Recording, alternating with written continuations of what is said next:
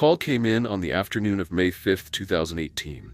And just like that, a quiet ranch in Paso Robles, California, has suddenly become a crime scene.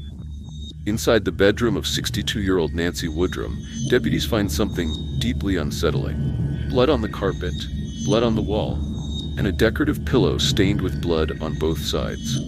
But Nancy herself is nowhere to be found. The bedding is missing. Hours later, along Highway 58, investigators begin discovering pieces of that bedding scattered along the roadside, some of it soaked in blood. Whoever attacked Nancy didn't just leave the house. They tried to erase what happened inside it. And at that moment, detectives realize they're not investigating a missing person case anymore. They're hunting for someone who walked into this quiet ranch and left with Nancy Woodrum. But this story may feel familiar. Nancy Guthrie vanished from her home as well, leaving investigators asking many of the same questions: a quiet property, a woman living alone, and a disappearance that didn't make sense. But understanding how that mystery was solved may help us understand something else, because sometimes the answers to one case are hidden inside another. But the first mystery is this: how could something so violent happen in a home filled with wedding guests just a few hundred feet away? At first glance, the ranch looked quiet. The property sat among the vineyards outside Paso Robles, California. Wide open land, long dirt driveways, and a large house designed for gatherings. It was the kind of place people rented for celebrations, weddings, reunions, weekend events. On the weekend of May 4th, 2018, that's exactly what was happening. More than 20 guests had arrived at the property to celebrate a wedding. Suitcases were carried into the house. Cars lined the driveway. The mood was what you'd expect from a wedding weekend. People catching up with friends, preparing for the ceremony, planning the next day. But the woman who owned the ranch wasn't part of the celebration. Her name was Nancy Woodrum. Nancy was 62 years old. She lived alone on the property after her husband passed away. The ranch had once been a shared home, but after his death, Nancy managed the place herself. Over time, she began renting out the main house for weddings and events. It was a practical decision. The property was large, valuable, and maintaining it alone wasn't easy. Hosting events helped cover the costs while she prepared the ranch for sale. So that weekend, the house was full. But Nancy herself was staying nearby on the same property. Sometime during the night, something happened inside her bedroom. No one in the house reported hearing a struggle. No one reported seeing a stranger enter the property. Yet by the next day, Nancy Woodrum was gone. The first sign that something was wrong came the following afternoon. Nancy's daughter arrived at the ranch looking for her. At first, it seemed like a simple problem. Maybe Nancy had stepped out. Maybe she had gone into town or was somewhere on the property. The ranch was large enough that it was easy to lose track of someone. But as the search continued, the situation quickly became unsettling. Nancy wasn't answering calls. She wasn't anywhere on the property. Eventually, her daughter went into Nancy's bedroom. What she saw immediately raised alarm. The room was disturbed. There was blood on the carpet, blood on the wall, and a decorative pillow with visible stains. But Nancy wasn't there. Even more concerning, the bedding from the bed was gone. At that point, Nancy's son-in-law called 911. Deputies arrived at the ranch expecting to investigate a missing person report. Instead, they walked into something that looked much more serious. The blood evidence suggested a violent confrontation had taken place in the room. The missing bedding suggested someone may have removed evidence or even transported a body. But there was one detail investigators couldn't ignore. This happened during a weekend when more than 20 people were staying just a short distance away. If Nancy had been attacked in her own bedroom, someone must have been nearby. And yet no one reported hearing anything. Nancy Woodrum had vanished from her home without a trace, which immediately raised the question investigators couldn't ignore. If dozens of people were on the property that weekend, how did this happen without anyone noticing? And just as important, who exactly was Nancy Woodrum? Before investigators could understand what happened on that ranch, they first needed to understand the woman at the center of it. Nancy Woodrum was 62 years old and lived in the quiet wine country community of Paso Robles, California. It's the kind of place known for vineyards, open land, and ranch-style properties spread across the hills.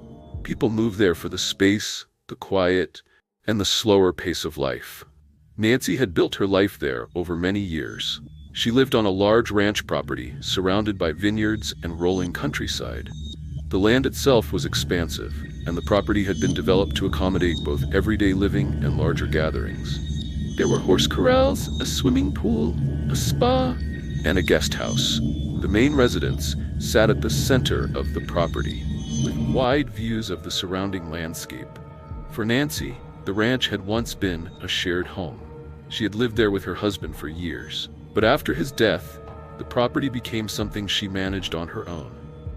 Maintaining a ranch of that size isn't easy, especially for someone living alone. So Nancy adapted. She began renting the main house and property out for weddings and events. The ranch had the kind of scenic setting that made it attractive for celebrations. Couples could host wedding weekends where guests stayed on site, enjoying the quiet setting and the views of the vineyards. It turned the property into a small event venue. That decision helped keep the ranch financially sustainable, while Nancy considered her next steps. The property itself was valuable. Estimates placed it at around $2 million. At the time of her disappearance, Nancy had been preparing to sell it. Friends and neighbors described Nancy as someone who was well known in the community. She had lived in the area long enough that people recognized her, and there were no signs that she was living a particularly troubled life. By most accounts, Nancy's routine was simple. She managed the property, coordinated rentals, and kept the ranch maintained.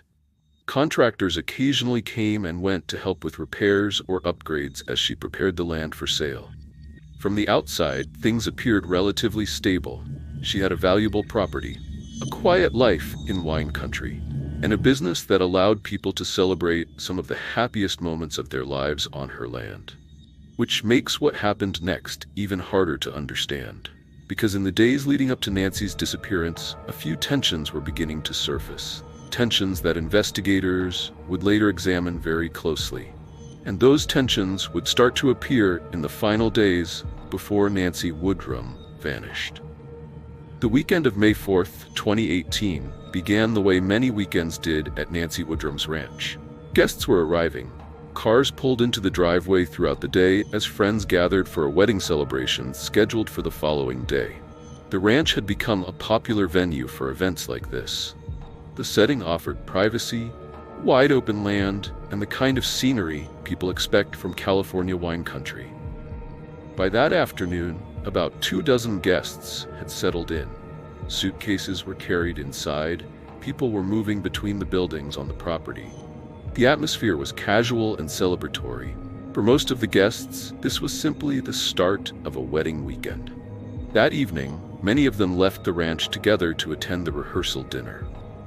The dinner was held at a nearby winery, not far from the property. It was meant to be a relaxed gathering before the ceremony the next day. Photos from that evening would later become important to investigators, helping establish who was present and where people were throughout the night. While the guests were at the dinner, Nancy remained on or near the ranch. Neighbors reported seeing her earlier that day. At the time, nothing about her routine appeared unusual. She was simply going about the normal responsibilities of managing the property. But behind the scenes, there were a few situations that investigators would later take a closer look at. Nancy had recently been working with several contractors to maintain and prepare the ranch. Some repairs and upgrades were underway as she continued planning to sell the property. At least one of those working relationships had become strained. There had been disagreements over payment and work quality, and witnesses would later describe a heated argument between Nancy and one of the contractors outside the house. There was also a separate dispute involving the realtor who had once been hired to sell the ranch. That business relationship had ended badly, leaving tensions over commission and payment. And within Nancy's personal life, there was another complicated relationship. Her son, Chad. The two had reportedly been estranged for years. Their communication was limited, and the relationship between them had been difficult. At the time, none of these issues seemed directly connected to a crime. But once Nancy disappeared, detectives would revisit each of them carefully. Because as the evening came to an end and the wedding guests returned to the ranch, something happened inside Nancy Woodrum's home. Something that no one at the party reported hearing. And by the next day, the celebration that had brought everyone together would quickly turn into the beginning of a criminal investigation. But no one knew that yet. The first sign that something was wrong would come the following afternoon, when Nancy's daughter arrived at the ranch looking for her.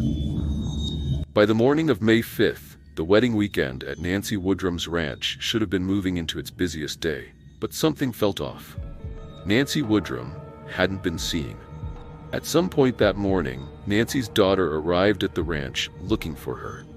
At first, there was no reason to think anything serious had happened. The property was large, and it wouldn't have been unusual for Nancy to be somewhere else on the ranch. But as the search continued, it quickly became clear something wasn't right. Nancy wasn't answering her phone, she wasn't anywhere around the house, and no one on the property had seen her that morning.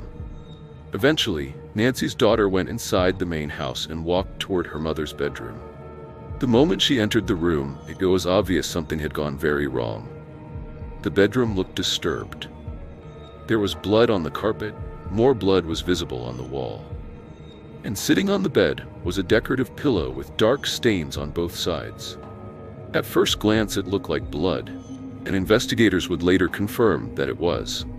There was another detail on the pillow that would stand out to investigators later. A faint handprint. But the most alarming detail was the bed itself. The bedding was completely gone.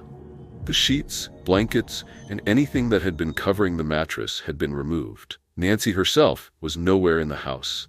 At that point, the situation no longer looked like a simple missing person case. Nancy's son-in-law quickly called 911 to report what they had found. When deputies arrived at the ranch, they immediately recognized the signs of a violent scene. Blood in a bedroom rarely has an innocent explanation. Investigators began securing the house while crime scene technicians prepared to process the room for evidence. The blood patterns suggested a struggle had taken place, and the missing bedding raised a troubling possibility. Someone may have used those sheets to move or conceal a body. But the deeper investigators looked at the scene, the more disturbing the situation became.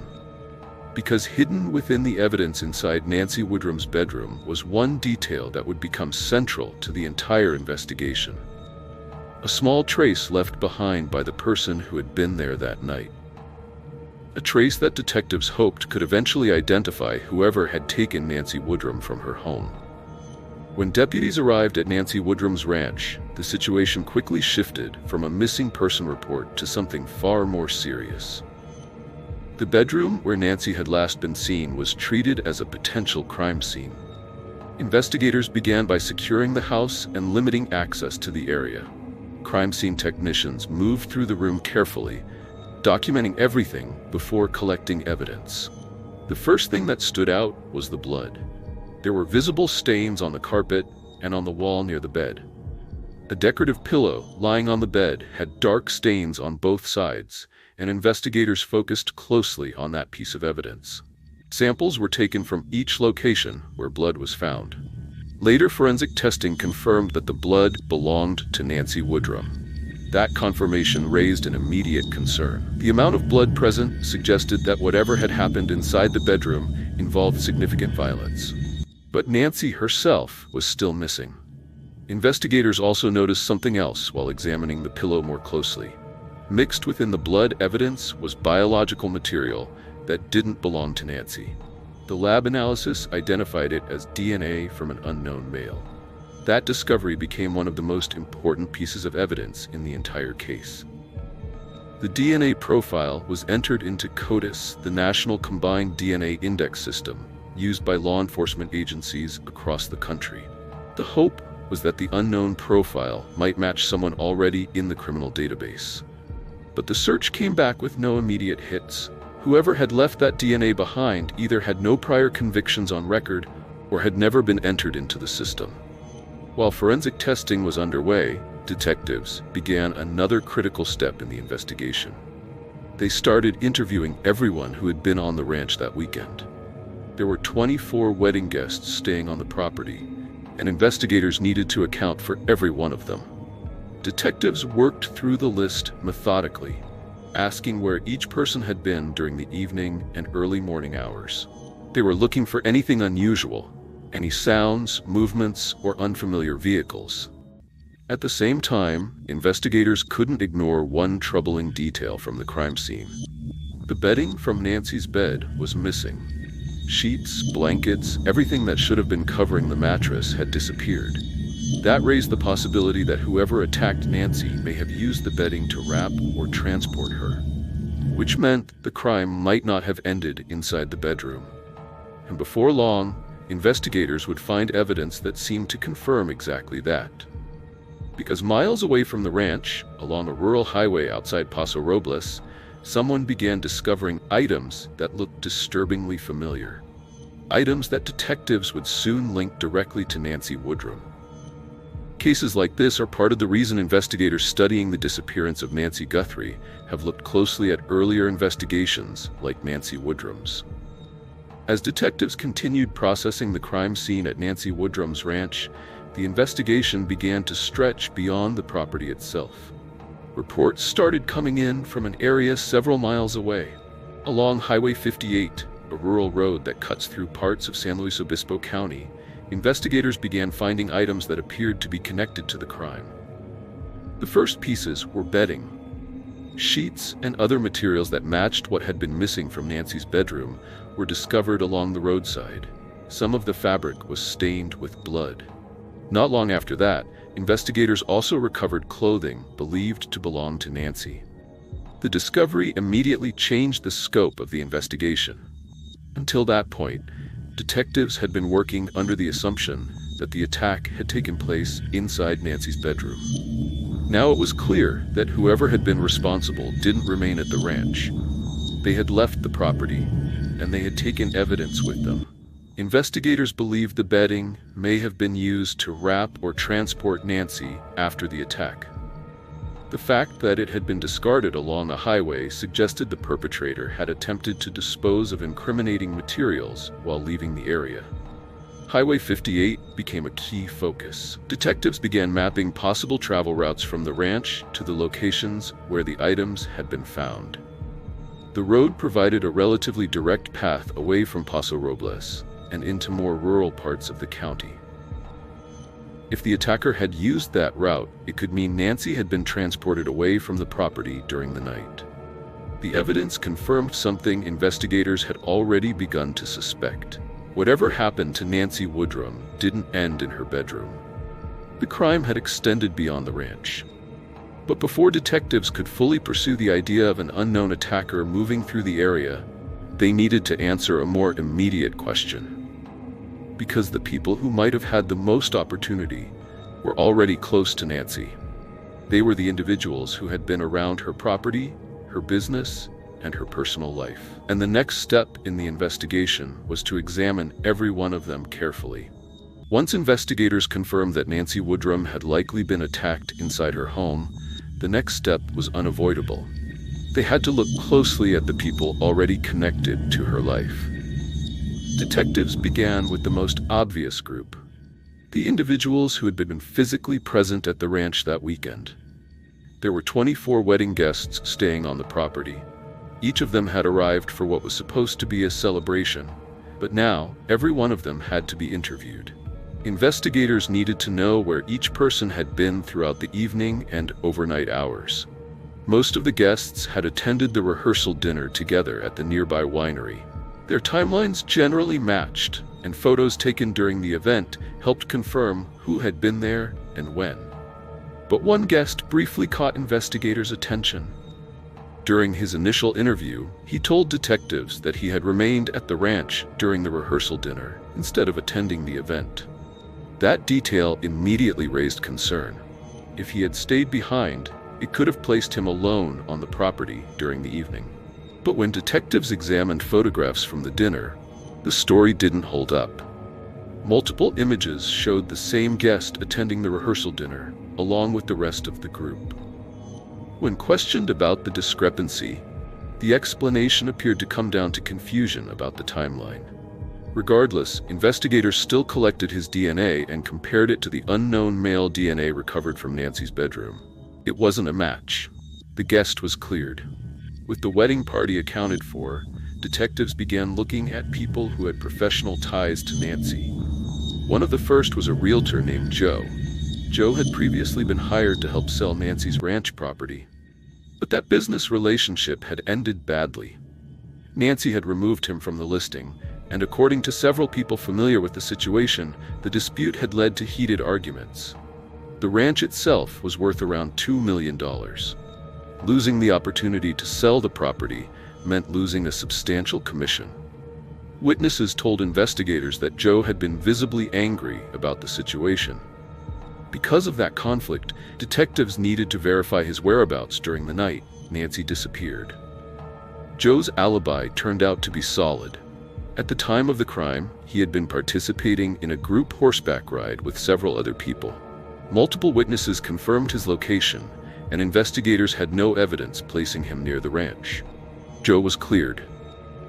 Next, detectives turned their attention to one of the contractors who had been working on Nancy's property. His name was Sean Bloom. Sean had been hired to help with repairs around the ranch, but that working relationship had deteriorated. Nancy had fired him after disagreements about the quality of his work and disputes over payment. Investigators soon learned that the conflict had become heated. One witness described seeing Sean Bloom yelling at Nancy outside the house during an argument. The confrontation had been loud enough that other workers nearby had noticed it. Naturally, that made Sean a person of interest. Detectives requested a DNA sample and compared it to the unknown profile recovered from Nancy's bedroom. Once again, the result came back the same: no match. With that, Sean Bloom was cleared as well. By this point, detectives had eliminated the wedding guests and two people who had previously argued with Nancy over business matters. But the investigation wasn't over. Because the next person detectives needed to examine wasn't connected through business. He was connected through family. And looking into that relationship would lead investigators into one of the most uncomfortable possibilities in the case. By this stage of the investigation, detectives had worked through a long list of people connected to Nancy Woodrum's life. Wedding guests had been interviewed, business associates had been examined, contractors and workers had been questioned. One by one, they were ruled out. But there was still one person investigators couldn't ignore: Nancy's son. His name was Chad, and according to those who knew the family, the relationship between mother and son had been complicated for years. Reports suggested that Nancy and Chad had been estranged for roughly 5 years before her disappearance. They were not in regular contact, and the distance between them had become part of the family's reality. Still, phone records showed something investigators couldn't overlook. Nancy had contacted Chad shortly before she vanished. That detail made him an important person for detectives to speak with. When investigators approached Chad, however, the interaction did not unfold the way they expected.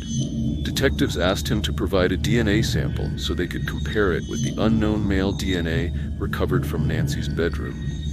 Chad refused. For investigators, that refusal immediately raised questions. In most cases involving a missing family member, relatives are usually eager to cooperate if it helps eliminate them as suspects. Chad's reluctance to provide DNA stood out. His behavior was described as distant and uncooperative, which only increased detectives' interest in him. But even without his consent, investigators had other ways of obtaining a sample. At some point during the investigation, police collected items Chad had discarded, specifically beer bottles he had been drinking from. Those bottles provided a usable DNA sample. The evidence was sent to the lab and compared to the unknown profile found at Nancy's crime scene. When the results came back, they delivered a clear answer. Chad's DNA did not match the DNA recovered from Nancy's bedroom. Whatever had happened inside that house, the evidence showed that Chad was not the person responsible. With that result, detectives officially cleared him as a suspect. But the investigation had now reached a difficult point.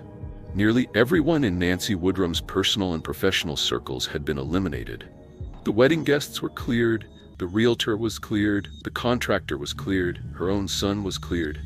Yet the unknown male DNA from the crime scene still remained, and somewhere out there was the person who had left it behind, which meant investigators now had to look in a completely different direction. Because the answer to Nancy Woodrum's disappearance might not be someone close to her at all. It might be someone who had simply crossed paths with her property at the wrong moment. By late summer of 2018, investigators had reached a difficult point in the case. They had interviewed dozens of people connected to Nancy Woodrum's life. Wedding guests, contractors, business associates, and even members of her own family had all been examined. Each lead had eventually reached the same conclusion. None of them matched the DNA found in Nancy's bedroom.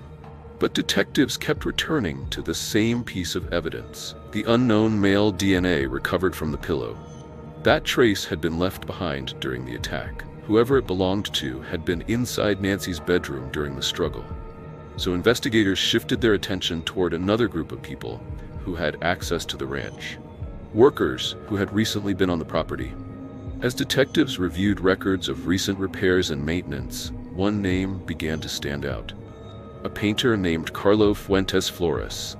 Flores had been hired to work on Nancy's deck not long before the crime occurred. Like many contractors, he had spent time moving around the property while completing the job.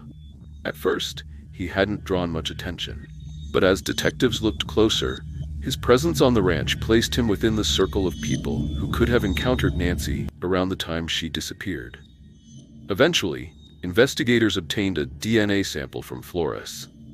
When the results came back, the mystery that had stalled the case for months finally began to break open. His DNA matched the unknown male profile recovered from Nancy's pillow. That match placed him inside the bedroom during the attack. Detectives brought Flores in for questioning. Confronted with the forensic evidence linking him directly to the crime scene, the investigation reached a turning point. Flores confessed. According to investigators, he admitted to entering Nancy's home, attacking her, and ultimately murdering her during the assault. But the confession revealed something else detectives had been searching for since the beginning of the case: the location of Nancy Woodrum's body.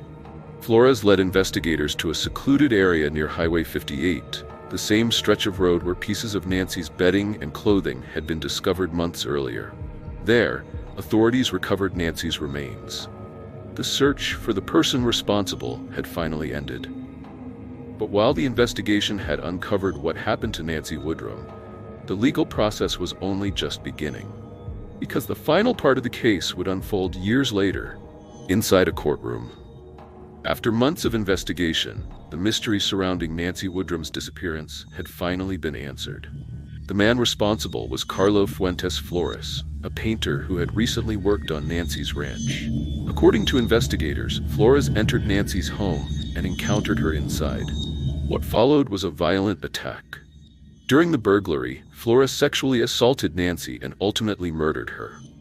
The evidence left behind in her bedroom, the blood, the missing bedding, and the DNA on the pillow had all pointed investigators toward the truth.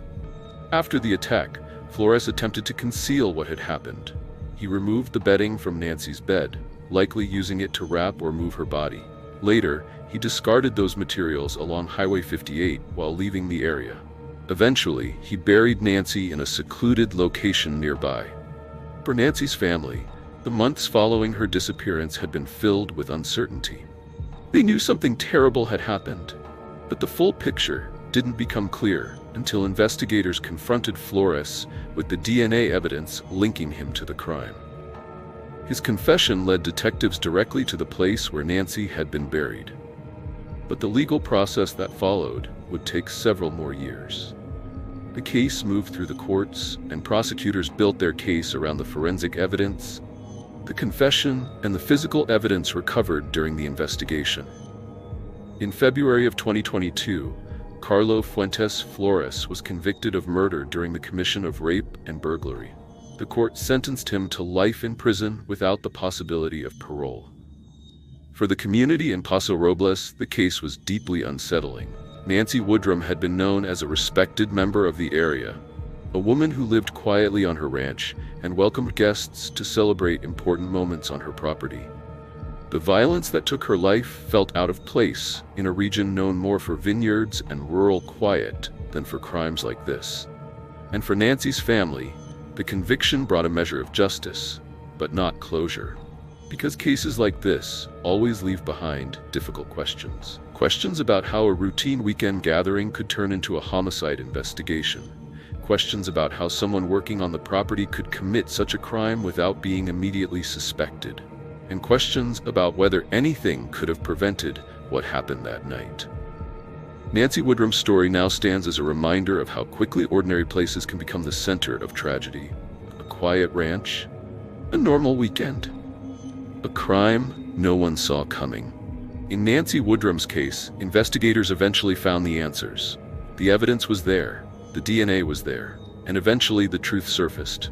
But not every case reaches that point. Because today, another investigation continues, one that shares some unsettling similarities. The disappearance of Nancy Guthrie, another woman named Nancy, another home where something went terribly wrong, and a question investigators are still trying to answer. What really happened inside that house?